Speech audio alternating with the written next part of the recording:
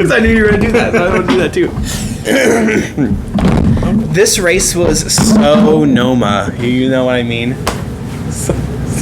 Ow! You know what I'm thankful for? No more Fox for the rest of the season. Me too. It's funny because it goes in spurts. Because I remember it was just a few years ago. I used to love NASCAR on Fox. And then Darrell Waltrip decided to be a very negative. Remember when he was used to be really good at announcing, and then every time there was a spin, are you kidding me? Yeah, it's a spin. It's racing. What do you think? Luckily he retired. I was very mad. I cannot stand that. You gotta be kidding me. That's ridiculous. So nobody wants to hear that one. I know it's part of racing. I was like, but anyway, now we're going back to 2018, 2019. Yeah. But anyway, he retired, and then Fox and Jeff Gordon came. He was on there. He was fine. But then switch out our. We haven't done that in a long time. So these are from Throwback Weekend. Well, you know what happens. Yeah, neither do I. Okay. But anyway, the Throwback Weekend, I think, is the video we filmed, but we never posted. I had a... Maybe you can post about a 2-minute clip real quick explaining why we didn't post it. They'll know. Yeah. Sweet stripes. We have so many. I was close. 40. What happened? I feel like I'm coughing a lot in this video. I have to apologize. I've had a cough for how old am I? They'll understand at that point. Yeah. Get this. I had a cough. I know that's hard to believe because I have a cough constantly. But it was so bad that day that I couldn't even laugh. Otherwise, I'd go into a 5-minute coughing fit, and it just was like, I'm not going to post this video. It's really bad. So, anyway, we had Caleb's brother-in-law, Landon, with us and everything. I just didn't post it. But anyway, so this race is the last race on Fox, like we said. I literally fell asleep through some of it until my wife woke me up because Austin Dillon spun out because she thought there was going to be a caution finally. Then there wasn't. Then I was like, man, I wish I could have just kept asleep. I didn't fall asleep, but I was close. But it was pretty bad. Yeah. Let's go and get stage well, one. First we got to. Gentlemen, start your engines.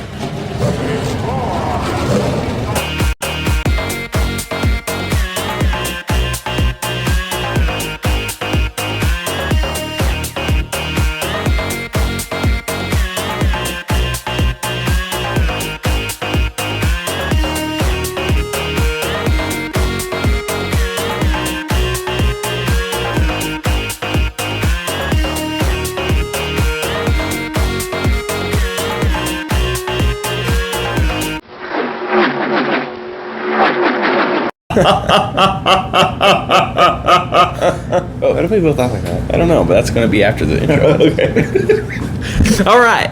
Shifting the first gear here. Oh, wait, first we have to say, welcome to Shifting Gears. We have 5 different topics we're going to talk about, 5 different gears we're going to go through. Let's go ahead and get to that first one. First one. Shifting the first gear here. I want to talk about how Kyle Larson, everybody's expecting him to get his 6th pole in a row here. And he started, 16th? And I forgot he was even in this race. I was surprised. I mean, he finished top 10. He did. But I definitely had higher hopes for him. He was one of my fantasy picks. He was. This week. So. I don't remember who I picked. I know I picked Tyler Reddick, which that was bad. And then Elliott, which he finished 5th, so that's not bad. Mm-hmm. And then I cannot remember the third one. I will say Kyle Larson's main scheme. Love it. Chastain. I picked Chastain too, so he wasn't terrible. Kyle Larson's Valvoline paint scheme is one of my favorite paint schemes. It's awesome, in my opinion. I'll be quite honest. Didn't even see it. That's how much he didn't show up. So he had a decent finish to show for it, but none of the Hendrick cars really were there. Nobody. Not one of them. They weren't. Elliott was there for a little bit, but that's because he gambled. We'll talk about that later, though. Yeah, we'll talk about that. Shifting the second gear, Chase Elliott. Yeah, so talking about Chase Elliott, I will say this. I would much rather him gamble and try to win than to settle for, what was he, 18th at the time? Yeah. He would have been 14th, like that? Maybe 14th. I can't remember, because he stayed out, and then he had to pit, so it put him, almost 20th, I was thinking. But I don't know, I was half asleep. So, Anyway. Yeah, I would much rather that too because it'd be boring. I mean, he has to do whatever he can to win. He is not gonna get playoffs. I don't think at all. He has a chance at all if he doesn't win. So, and I was really hoping today would be the day. Technically, if he gets a ton of stage points every single race and finishes good, he can technically has a way to point his way in, but it's going to be very difficult, and there has to be like no more new winners basically, and so he's got to basically win. So I would rather him gamble and do what he did. I would like to see that. And I'd like to see that even more when he's still doing good in the points, because Alan Gustafson has a way of even last week you saw it where people, when we were at Gateway, people were taking 2 tires left and right and it working for him, and Alan Gustafson 4 tires and fuel. Nobody's taking 4 tires, Alan. Nobody. So what are you doing? I'm just going to settle for 30th because why not? 4 tires. I think he's a good crew chief. I think Chase Elliott fans are a little stupid and give him too much stuff, like when he doesn't deserve it. I think he's a good crew chief is what I'm saying, and people are too hard on him. That's what I'm trying to say. Yeah, there you go.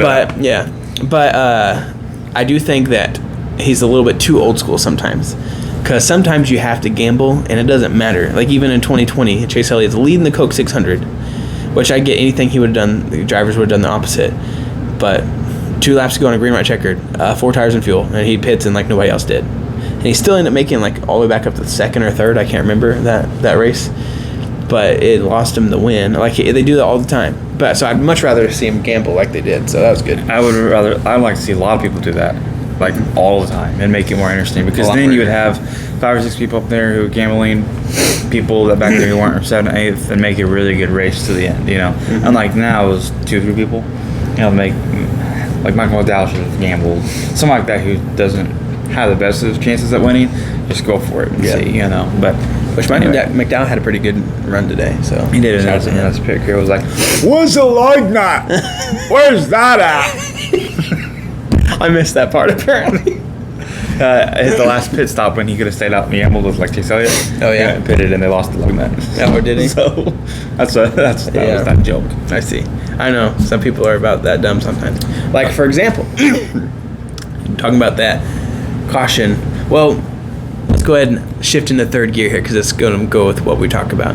Is should NASCAR have stage cautions again? Because here's my thing. Yes. Whenever stages first came out, I was one of the ones that said, this is dumb. They shouldn't have stage cautions. They should just run the race and blah, blah, blah, blah. But now that we've gotten used to it, Sonoma was one of the tracks that I liked already, even in 2017, that they had stage breaks, because Sonoma is on my top 5 list of races I don't care to watch. I said this last year when Daniel Suarez even won. It's not my favorite road course. It's like my least favorite road course because it's so stinking boring. And people will say, oh, you're too hard on it. No, it's not. I mean, name you one Sonoma race that you remember. Just even remember anything. Let alone the win. Anything that's happened.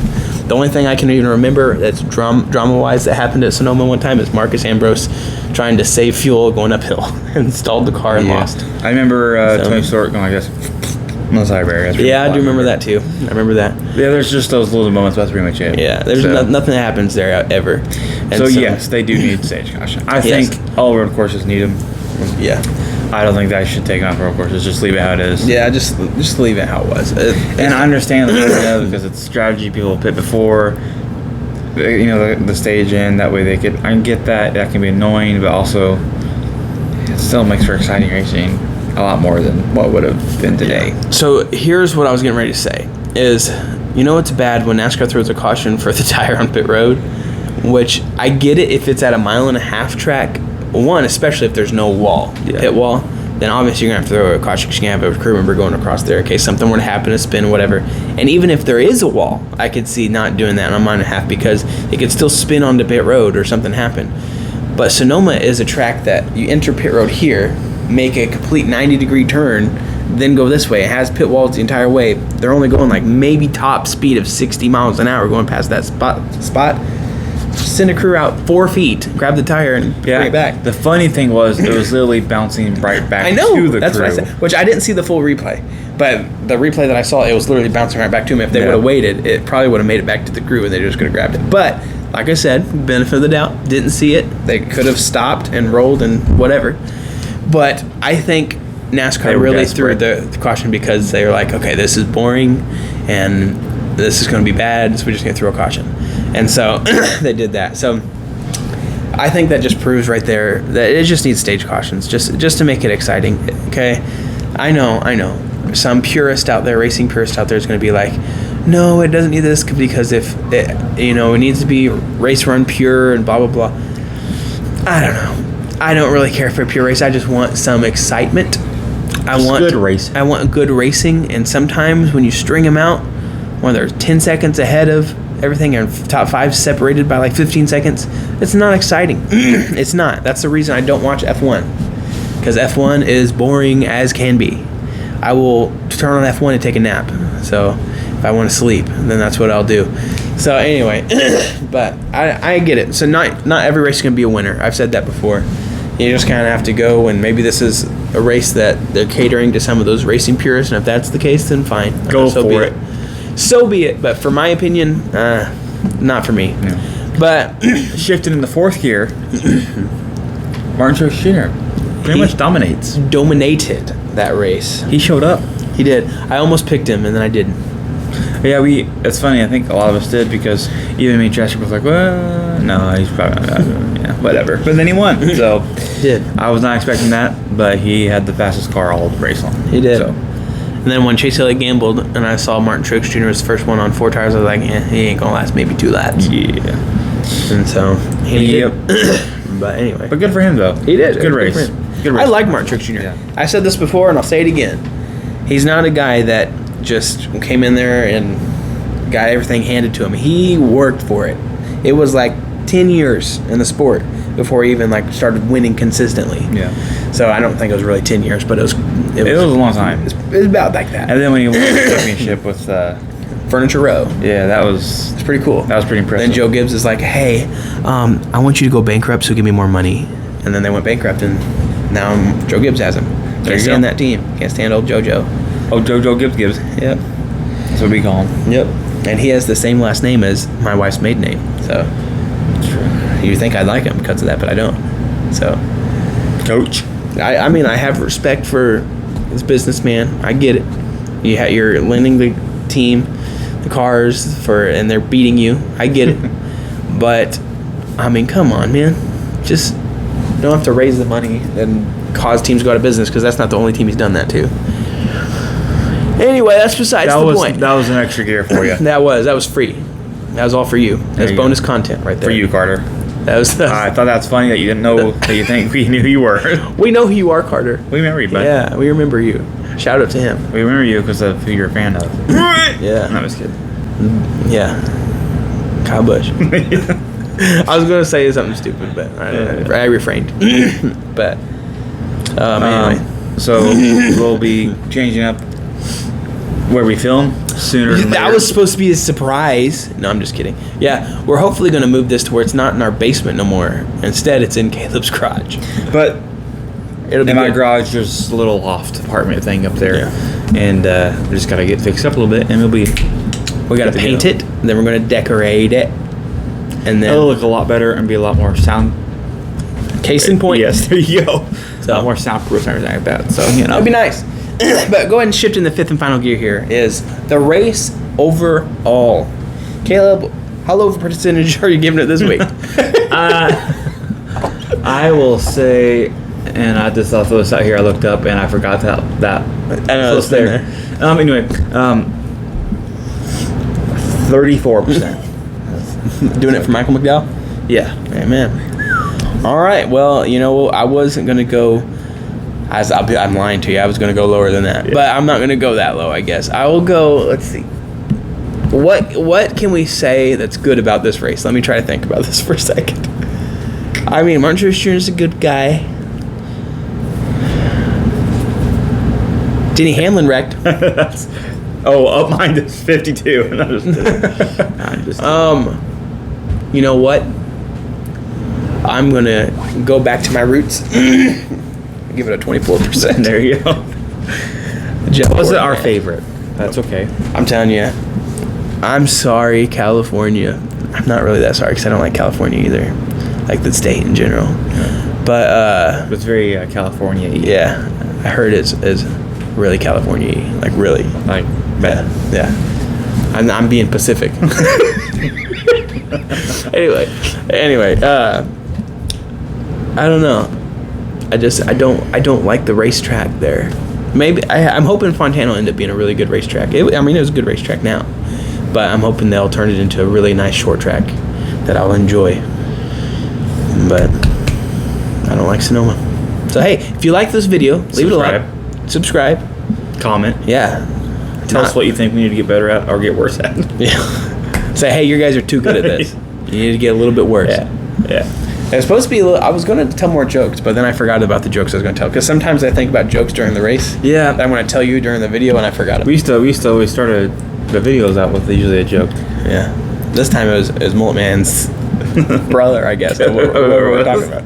It was Jeffrey J.J. Gordon the 9th. So. All right. You know, is somebody watching like this video for the first time and like, oh look, these new people, and click on the video and just seeing that? It's like, what? That would be funny. What's wrong with these people? Now, this would be the video that goes like viral or something like that. If I am down, I'm up. I want more subscribers. Oh, yeah? Help us out a little bit. Well, I'm thankful for the subscribers we have, Caleb. Well, me too. Yeah. Jonathan. That probably is a Jonathan. It's common name. Yeah. Huh? Yeah. Yeah. Shout out to you, Jonathan. And Greg. We say Greg a lot.